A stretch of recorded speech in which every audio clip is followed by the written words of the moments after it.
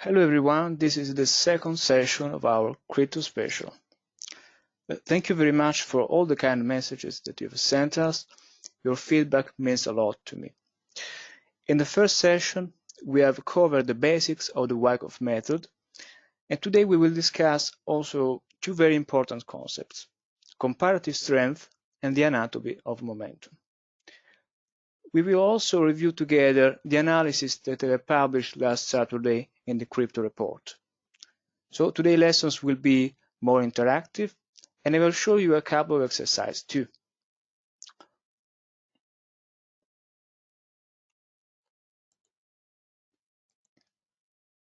As usual, everything we discuss in this class is for educational purposes, received by one of the students of this class. What's the first step in the analysis of the crypto market? In the crypto report, I usually start my analysis with a weekly chart of the S&P and Bitcoin. We want to define the big picture of the market. Many traders today use two indexes that we can easily find on TradingView, Total and Others. These two market cap indexes are calculated by TradingView. The first one is the index of the global market cap, Bitcoin plus the altcoins universe. The second index represents the low caps, the most speculative crypto assets. As you can see, both indexes shows a multi-year consolidation almost in sync with the S&P. After the 27 hypodermic, the majority of altcoins have experienced 80% losses. When the whole crypto market is in the markdown phase here, holding a position to the highly speculative low caps can really destroy your portfolio. And you can see this in the first part of the chart. This is another reason to always keep in mind the big picture of the market. That said, the crypto market is so vast, and there are thousands of low caps today, and just looking at these two indexes do not tell the whole story. I'm not a big fan of these two indexes. I think that they are very good for long-term analysis, but this is a very speculative environment where a lot of new assets are listed every day, crypto companies fail to reach their goals and are replaced by new projects, and that can happen in just a couple of years. So it's a very competitive scene, and capital quickly rotates from one asset to another.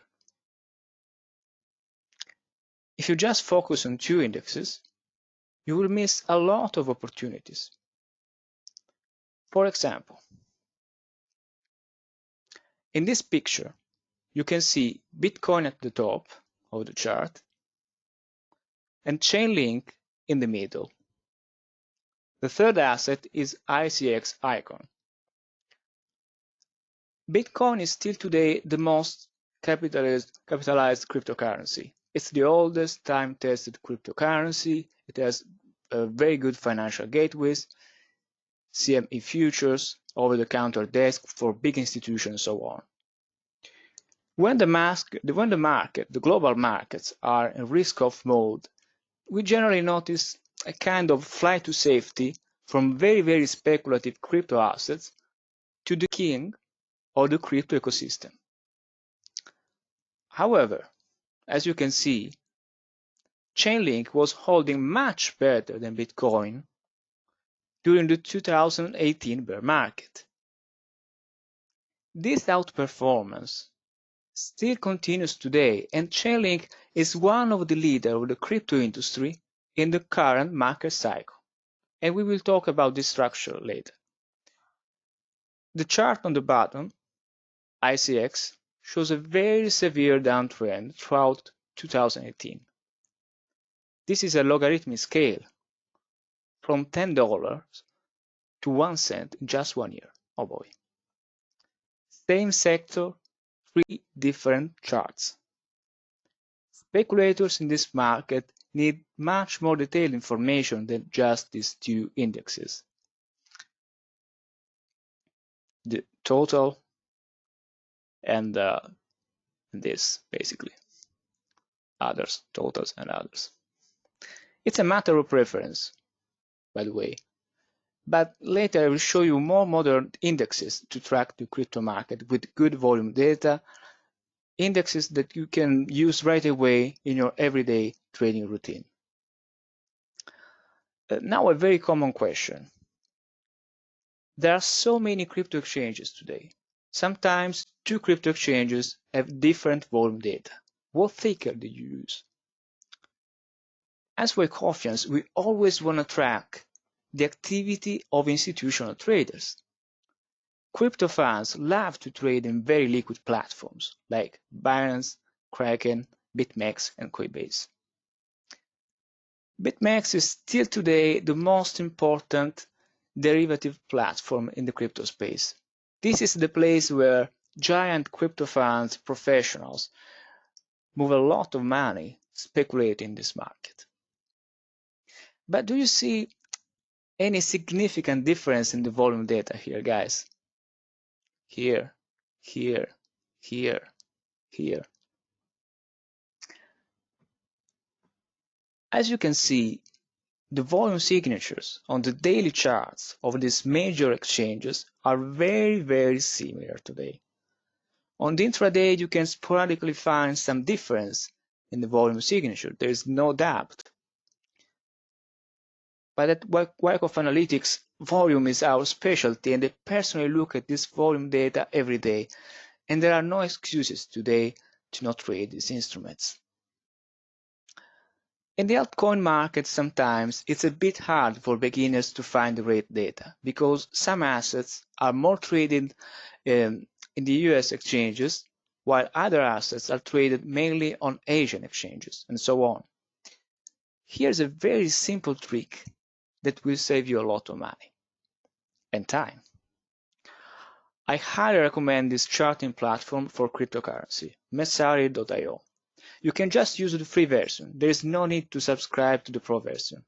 Just type the name of the crypto asset that you want to analyze in the search box, in this case, Cardano, ADA. Then you go to indicators, add volume chart, and that's it.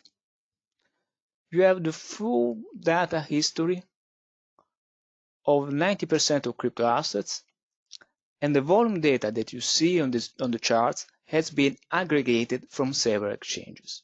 This is very important. In this way, in one place, you get the whole history of the crypto assets with the best volume data for free. The volume data that you see on this website is, for me, the most accurate. They don't have point-of-figure charting, but you can find that on TradingView and StockCharts.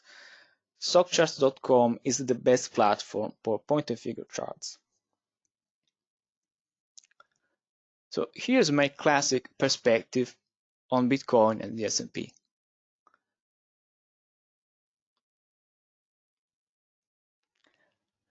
As we have said in our first session, Bitcoin is a good barometer of the speculative sentiment of the market.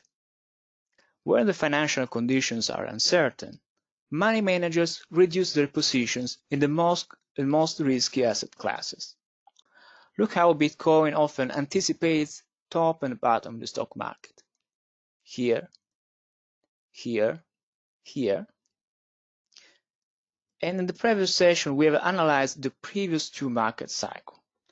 Now let's recap the price history of the current consolidation.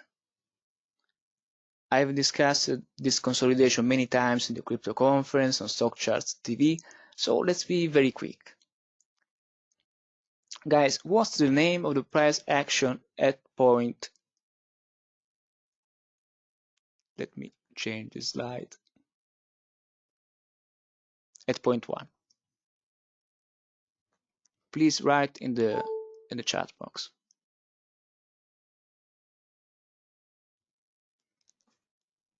Point 1.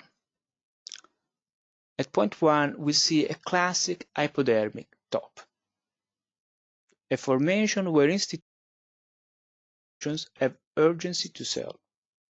Speculators and newbies are punished. We have analyzed in depth this distribution in our previous session. A downtrend starts, all the media cover very bad news for Bitcoin. Every newspaper title, we say that Bitcoin is a scam. If you want to invest, buy stocks. Ironically, just a couple of weeks later, we see a big correction in the stock market. The distribution in Bitcoin was a first signal that CEO types were limiting their exposure to risky assets. This is the start of a multi-year consolidation in the S&P. Huge consolidation. Now, what's the name of the event at point 2? Here, please write.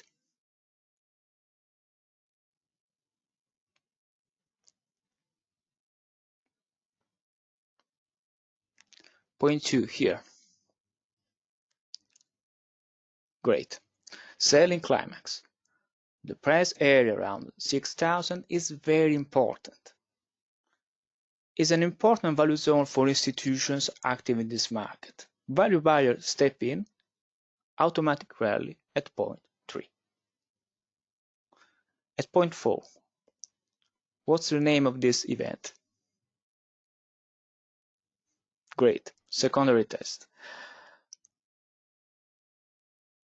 Now look at decrease in volume at point 5 in this area. Very often, after such an hypodermic top and a very aggressive downtrend, trend followers are scared by this market and they do not participate. These lackluster rallies on decreased volume indicate low institutional participation.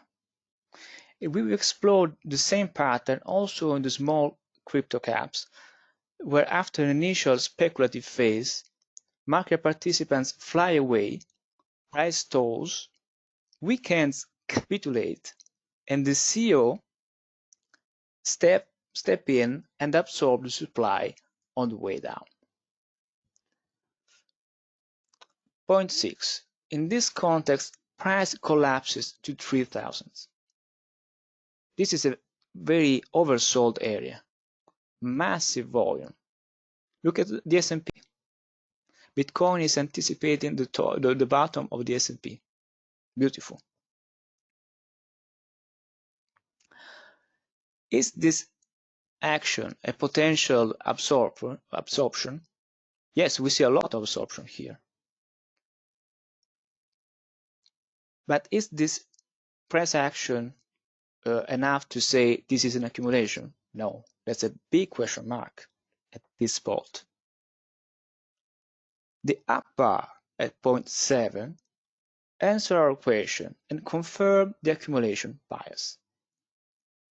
And we will review this accumulation range in a very detailed way in the final part of the session, but let's just focus now on the big structure.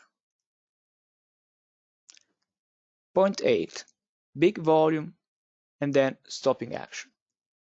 Institutions are taking profit. We are not ready to break the level of the automatic range. We still need to absorb the supply at this level, and there's a huge amount of supply here. At point 9, we see some kind of absorption, the increasing spreads and volume. And this is a very important price level. We'll say that around 6,000, there are a lot of value buyers that usually want to buy Bitcoin. And then what we see, the selling pressure of the market, and just look at this very horrible price action here during the COVID crisis, affects Bitcoin as well. But what do we see at point 10? Shakeout, followed by a quick recovery, in both the S&P and Bitcoin.